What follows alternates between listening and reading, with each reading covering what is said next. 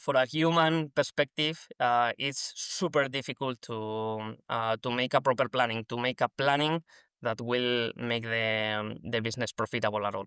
And that's the main reason of why we are adding algorithms to this equation, because in the end, we need to make our planners, our manual planners, like superheroes in this case, and try to make the proper planners for the business.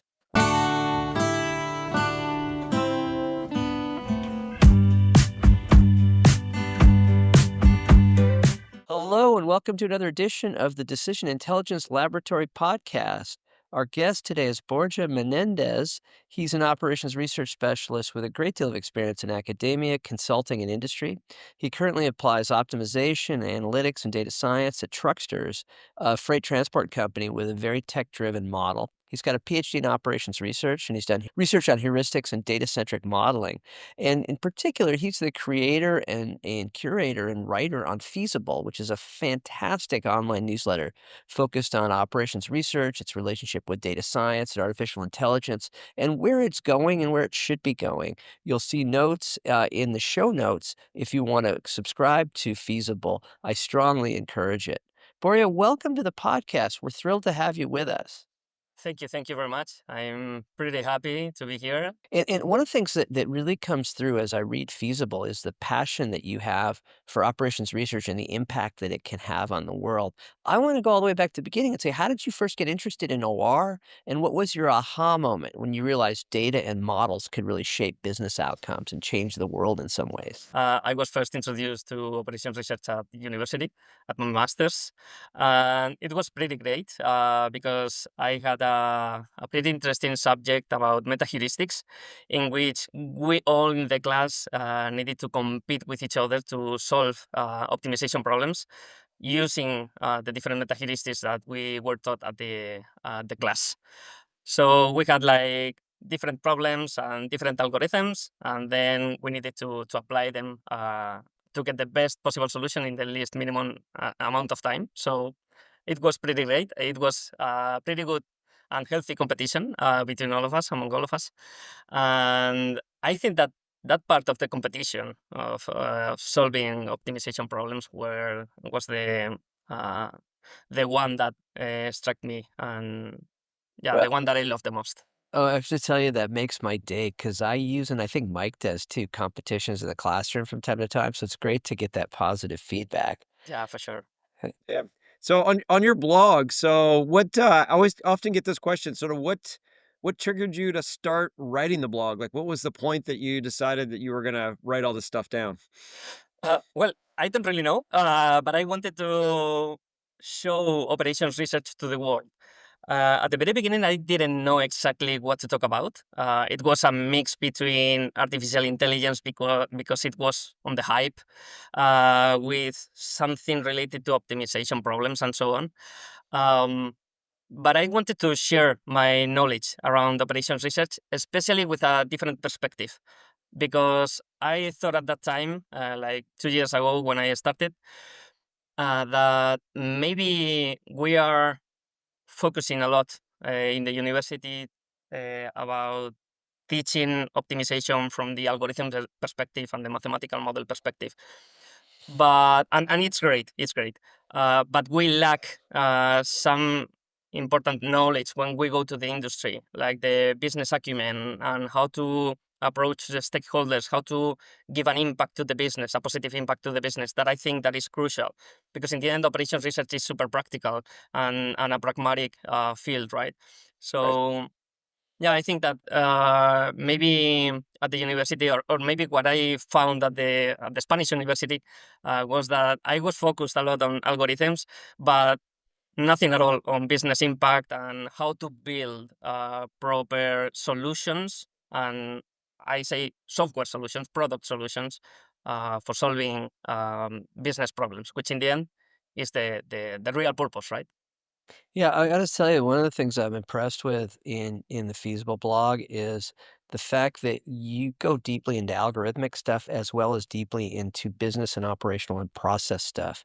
And that sort of you must have had a moment where you saw that this could be successful. Is there a particular early project where you kind of saw OR make a tangible impact that was most meaningful for you and sort of helped sort of shape you? Yes, for sure. But it was not early in my career. I mean, I did a PhD and all that stuff, and the regular path. I think that some of them we do. And I started on the working on the industry in a consultancy here in Spain. It was pretty great. I was working with brilliant people, and the thing is, I was working on legacy projects in which it was more of a support thing rather than creating new things and having direct contact with the business and the the KPIs, the metrics that were important for the business at that time, because it was more creating software solutions for this from the support side. The thing is that at the very beginning, even though I knew that operations research and the things that we were working on were having a positive impact in the business, um, I didn't have direct access to the KPIs, to the business metrics, and the real impact that we were having, because in the end they were legacy projects, right? So it was more or less like 3 years and a half since now that I've been looking at optimization with a different perspective, with the uh, with the business and the impact on the business perspective.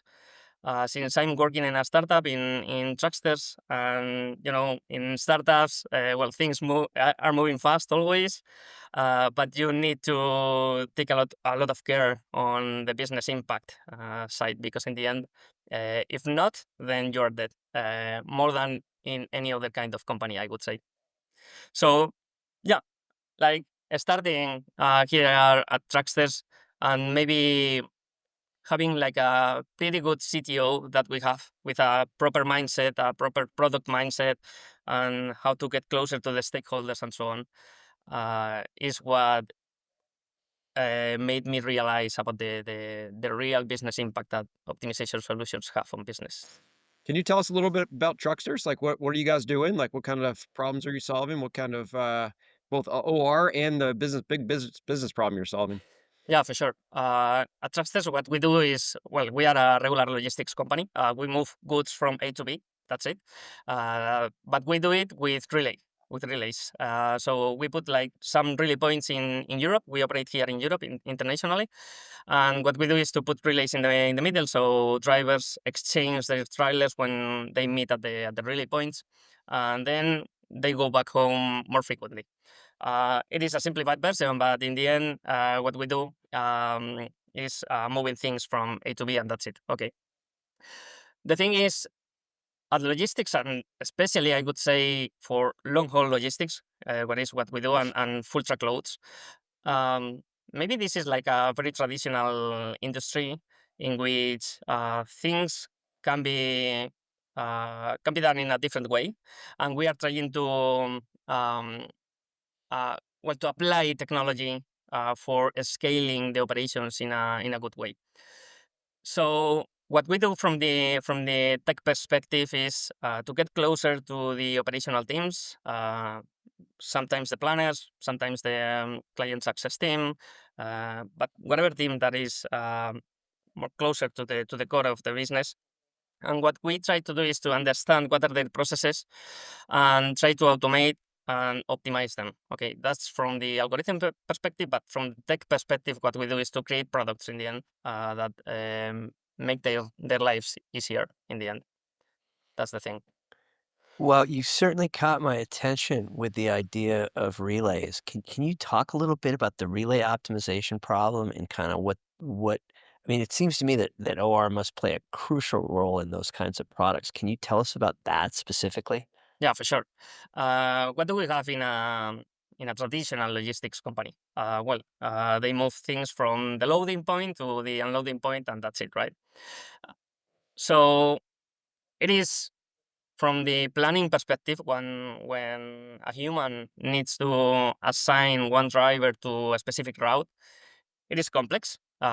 because in the end you have a lot of routes and a lot of drivers with different constraints and different things that you need to decide on. Like, for example, what are the loading and unloading times if the client allows to make some changes there, but also some constraints about drivers, about uh, head trucks and the trailers.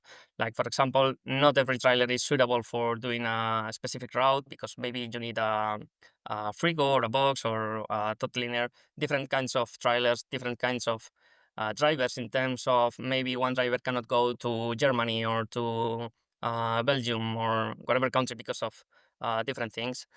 And also you need to take into account one specific thing that are the tachograph rules that at least here in Europe operates like that. Like you have drivers that can drive through like 9 hours a day or maybe 10 hours a day, but just 2 days in 1 week. And they need to have some resting times, like 11 hours of resting time between the unloading and the loading, and some resting times that you need to account for the whole week and the and bi-weekly and so on. So there are like different kinds of decisions that you can make, constraints that you need to take into account, but also you need to serve drivers because in the end, drivers what they want in the end is driving. They are earning money because they are driving. If you don't get them, if you don't give them kilometers, then they will not be happy with you. But also you need to take into account the clients, the service that you are giving to them, and of course the business that you need to serve, which in the end you need to make it profitable, right? Make positive margins and so on. If you introduce a relay in that equation, what you are doing is increasing the complexity and increasing the not only the complexity, but also the point of failures that you can make in the whole process of moving the good from A to B, right?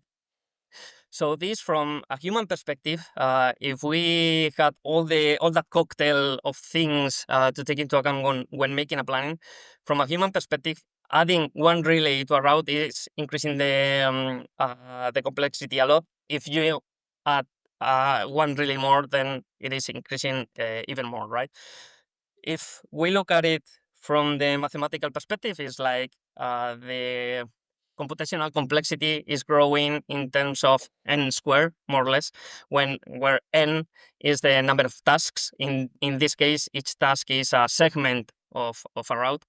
So if you increase the complexity in a quadratic way, for a human perspective, it's super difficult to make a proper planning, to make a planning that will make the business profitable at all. And that's the main reason of why we are adding algorithms to this equation, because in the end, we need to make our planners, our manual planners, like superheroes in this case, and try to make the proper planners for the business. I'm so happy you're working on relays. I've long thought about relays as this solution to, drivers who want to get home at night, and B, like once self-driving trucks can sort of take different segments, you'll need the concept of relays. Like as you work on the optimization problem, I've always worried about the delay. Like, how do you minimize the amount of delay time you get at relays? Because that's what I thought would be one of the big issues is that, you lose 5 hours each time you touch a relay point. Like, how do you tackle that? Well, that's a pretty good question because what we have in our TMS, in our truck management system, is a control tower that we call it, and it is a product to see what's happening on the relay. So planners have like three different columns: the trucks that are arriving to the relay point, the drivers that are waiting in the relay point, and the trucks that need to go to the unloading point. From the relay point, right? So what they do basically is to get all the drivers that are waiting in the relay point with all their constraints and so on. Try to minimize the waiting time in the relay point because it's important for drivers to minimize that delay that you were talking about, and then assign them the next truck to go to the unloading point, right? So what we do in the algorithms team was, okay, this is heavy stuff to do every day, and they are spending like a lot of time because in the end there are some disruptions and you need to make let's say pre-plannings or plannings in real time, right? Because there are different things in the day-to-day of working at a logistics company. And what we added was a short, small mathematical model to solve that assignment problem, in which we got all the drivers that were waiting in the relay point, seeing what were the trucks needed to go to the unloading point, and then make the best the best possible assignment, considering the drivers, the resting times or the times that they were waiting for the next load in the relay point, and some special features like, okay, since we have relay points, we have drivers that go to the relay point and then go back, or maybe go to the relay point and then go to the next point, right? Okay. So we have different drivers with different constraints and so on. And when you have like 2, 3, 4 drivers and 2, 3, or 4 tracks to make the assignment, for human, it's super easy. When you have like 10, 11, 12, then it's super useful to have an algorithm there. So we added an algorithm, and they reduced the time. The planners reduced their time on the control tower by 90%. So they were spending like 1 hour a day every day, and after applying this algorithm, they were just applying like 6 minutes a day. So it Oh, was, yeah, yeah. pretty awesome. That's huge. So, Borja, as you describe the relay problem and the optimization and the challenges, there's a lot of complexity. I'm curious. There's a lot of mathematical complexity, but I'm curious as to what surprised you about the non-technical aspects of bringing this OR to life in this environment. Well, that's also a pretty good question. And I think that in logistics and also in a startup, things start moving like super fast in ways that I couldn't expect. So, for example, I didn't expect that long haul logistics were so complex, because in the end, it is kind of just moving goods from A to B, and that's it. But they have like a lot of constraints and a lot of decisions to be made. And this um, this way of changing the things so fast has a consequence on, first, from the algorithm's perspective, having like a good data quality in your system, because in the end, if you don't have a good data quality, then you cannot make any decision with any algorithm. In fact, what we do at the algorithms team is working pretty close with the users of the product that we are going to create. Of course, always with them. Um, but what we start doing is, okay, do you have any process for making this decision or not? Because if you don't have it, then let's create it. Let's create a process and then automate that process. Okay. If you have a process, let's see what is the process, and let's see if we can standardize it in any possible way. And if we can standardize like 90% of your process, in order to make it always the same, right? So in this example of the control tower, what we did was working with the manual planners, without any computer, without any laptop. We just went to the office, and we got a pen and a paper, and then starting to map their decisions just in the paper. After some days working with them, we started to understand what were their main pain points and what were the the points when they were making the decisions, the actual decisions that drove their thinking. And then we mapped everything into a 3-step process. Okay. And since we had this 3-step process, automating it with just coding in Python and so on, it was super easy, because we got everything in place. In fact, what we did was kind of forcing the manual planners to follow that three-step process and see if they found any gaps and if they found anything that could be improved. Or maybe some days they say to me, Borja, I think that this is not working properly. Maybe we need to add something here in this process, or something like that.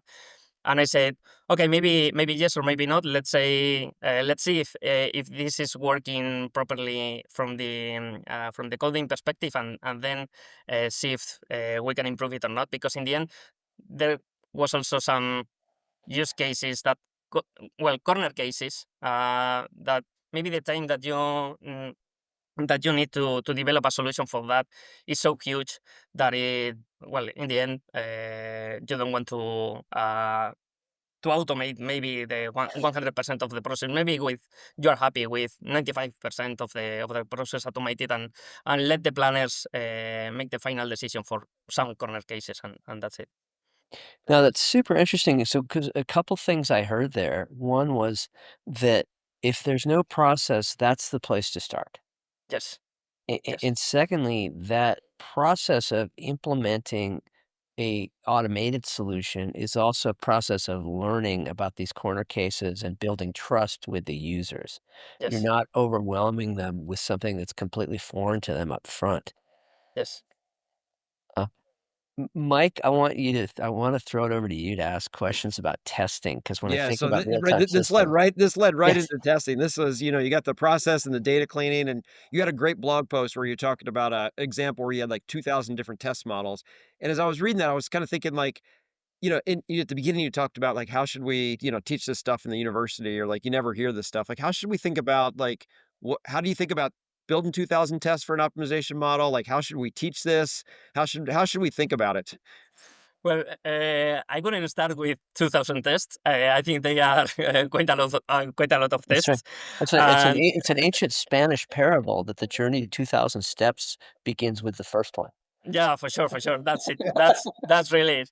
And the thing is, okay, if you're going to start testing your solutions, what I would do is, okay, if you have something in production, then you will have bugs for sure. So turn the fixes of those bugs into proper tests. Okay, so you were facing some issues in production and you found a bug, then you can create a test for that. Because in the end, you have like something that is failing in production and needs to be fixed, right? So that's a pretty good way to start with any test at all. And the second thing that I usually suggest is, okay, let's start with the smallest possible set of tests that will guarantee that your constraints are not broken, that your model is given solutions that are feasible and that are understandable for the rest of the system. Because in the end, when you are working in optimization, what you are going to create is an optimization engine that will need to be connected with other parts of the product, right? The backend part, of course, and maybe in some cases directly with the UI, with the user interface, right? So two suggestions here then is just start with fixing bugs and turning those fixes into tests, and then start with the smallest possible test of Let me ask a set. quick follow-up. Like when you're doing the testing, I assume that you're testing two things. You have some models that you run, and you run it and you just hope that it doesn't fail. If it fails, it means you failed a test. But there's another type of test, I guess or a couple other tests, like one that you run a model and compare it to another model, and it's like, oh, the cost should be higher in model B versus A. Are you doing some of those tests too? Yeah, sure. What we do is also testing if the complete model is giving proper solutions in the time that we need. Yeah. Yes, it's kind of model testing. We're not comparing at all exactly solutions with another model or that, because we are not comparing different models, just one model with the test itself. Like, for example, if we are giving the same kind of solution for the same input in the same amount of time, Okay. that's yeah, And what do you yeah. do? What do you do when you find a long runtime? Like you change the data a little bit, and the runtime went from 5 minutes to 20 minutes, and that it's too long. What do you do? Yeah, that's and that's pretty common, I would say, because in the end, every input parameter or every input decision that you need to make will have an impact on the running times. What we usually do is to log everything, and in order to see what is happening inside the model. But also, every time that we run any model, we save all the inputs needed for that model to run. Okay, so if they are clicking the button on production, we understand what is happening in production, and if everything goes wrong, like for example, going from 5 to 20 minutes, we have everything in place to reproduce that in our laptop and see what is happening. So we have a proper way of debugging what's happening in production. Oh, cool tip. Yep. It's very interesting kind of as we think about the algorithmic complexity on the one hand, and then you've talked a bit about the users being the planners and people that are deeply immersed in real-time execution. What kinds of things have you learned about how to present the solutions to them? Well, one of the things that I found most valuable in speaking with users, with stakeholders, with different stakeholders, is involving them from the very beginning. So getting close to them in order to understand what are their problems. But you can go even further and become one of the users. So you experience yourself what is happening to them. So they are not telling you what's happening, you're suffering it. So you understand it in your skin, right? This is like the proper thing that the skin in the game is something that you must have here Yes. in order to understand their pains and build solutions for that. So that's one of the things. But what I would do is uh, always suggest like going as small as possible with the things that you need to deliver in order to get the trust of your stakeholders. So, for example, if you can build a user interface with some tools like Streamlit, for example, I'm pretty bad at user interface, really. But you have now tools like Streamlit that helps you create a user interface in which you can place the input for your model, select the model that you want to run, click on the button to run it, and see solutions. And I think that one of the things that are most valuable to stakeholders at that point is to see the solutions the way they usually see it. So if they see a Gantt chart, create a Gantt chart for them. If they see some metrics in plain text, create some metrics in plain text. And that's it. The more you create something that they understand, the more trust you are going to earn faster. Oh, Yeah, that's that cool insight. And we've heard that from others too, that this is replicate what the users are seeing. That's great. Yeah. Let me turn and ask like a personal business question. So I think about a month ago, you switched your blog, which we've talked about as a great thing, to a paid model. Like what were some of the trade-offs that you went through your head as you thought about making that move? Yeah, it was a risky move, but I needed to take it because everyone was saying, okay, Feasible is awesome. I'm reading it every week and you are giving like a lot of value. But I didn't understand the real value behind Feasible. Okay. And one of the things that I think that people will show when saying, okay, you are bringing a lot of value is by paying. If you pay for something, then it means that you value it. And this was kind of a first step to think, but also because I wanted to create some products around operations research. I don't know exactly what products, but maybe for helping on the transition from the academia to the industry and so on. I'm thinking about some things, and I wanted to test if there was real interest Okay. on these kind of things. So this was like a kind of test, let's say. All right. So how nervous were you when you pushed, you know, publish on that post making the announcement? Were you pretty nervous? Yeah, for sure, for sure. Because it was like, okay, I'm taking this step right now. Let's say if it works, if it works, and it works. Yes. Oh, great. So our conversation so far has centered around kind of classic operations research and optimization type problems in a pretty complex environment. I want to change gears a little bit to get your sense of a couple of things.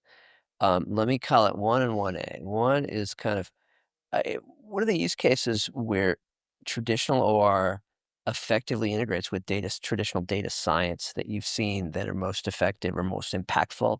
And the other is that we can't have a podcast without mentioning Gen AI in the 2025.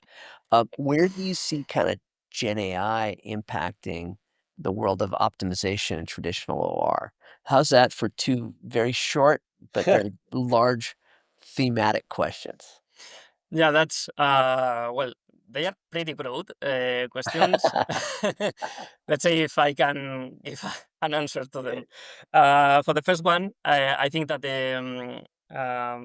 if we want to marry data science or traditional data science with a traditional operations research, it is something great because in the end, one of the things that you need to do for building an optimization model is having data. If you don't have data, then you cannot do anything, and you can learn from data analysis, typical data analysis stuff from the data science area to build on that.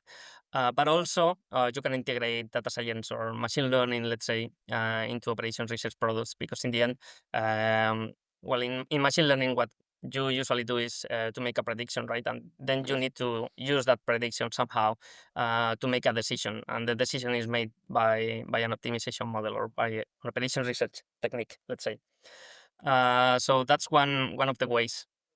And well, about the Gen AI and that stuff, I think it's pretty Actually, difficult to just say answer. thank you for your Yeah. answer around traditional data science and machine learning and optimization. And I want the audience to kind of underscore this for the audience, which is I think so many of our classical OR problems require good forecasts in order to kind of formulate and solve. And that as those things change, updating them efficiently and effectively, that's what data science does really well.